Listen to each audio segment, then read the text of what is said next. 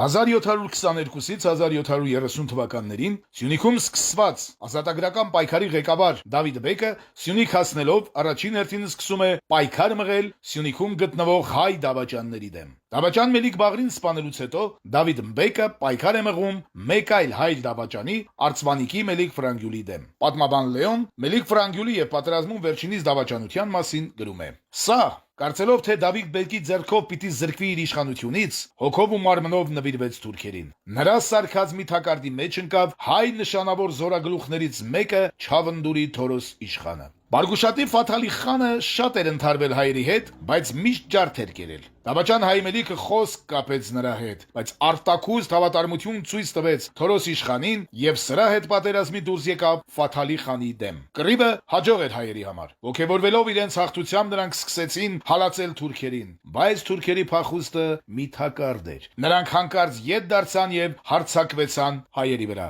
Այդ ժամանակ Ֆրանգյուլն էլ ետևից հարձակվեց իր զորքով։ Հայերը ընկան երկու կրակի մեջ, ջարդվեցան, գերիներ տվին։ Ինքը Թորոսը հերոսաբար ընկավ պատերազմի մեջ եւ Չավնդուրի ուժը ոչնչացավ։ Իսկ Ֆրանգյուլը խանին ավելի եւս հաճոյանալու համար մահմեդականություն ընդունեց։ Դավիթ բեկը, լսելով Թորոս իշխանի մահվան մասին, հրամայում է վրեժ լուծել։ Գերեվարությունից վերադարձած Ստեփանոս իշխանն իր 6 զինակիցների հետ առնում է Մելիք Ֆրանգյուլի դավաճանության վրեժը։ Մի քիչ հետո Մելիք Ֆրանգյուլը ջորին նստած իջնում է վանքից։ Ստեփան իշխանը արձակում է հրացանը եւ սպանում դավաճան Մելիքին։ Ջորին խրտնում է եւ փախչում, բավականին տեղ քաշ տալով վայր ընկած Մելիքին, որի ոտը մնացել էր ասպանդակի մեջ։ Հետո Ստեփան իշխանը հրամայում է յուր ծառաներին, որ քաշ տան ձգեն Մելիքի մարմինը ներքին ձորը եւ գնան ասեն գյուղացիներին, թե եկեք տարեք ձեր Մելիքին, ձեր դատաստանը անե։ Միևնույն ժամանակ Ստեփան իշխանի ծառաները բռնել էին Մելիք Ֆրանգյուլին հետևող գզրին, պարկեցրել գլուխը դրել մի քարի վրա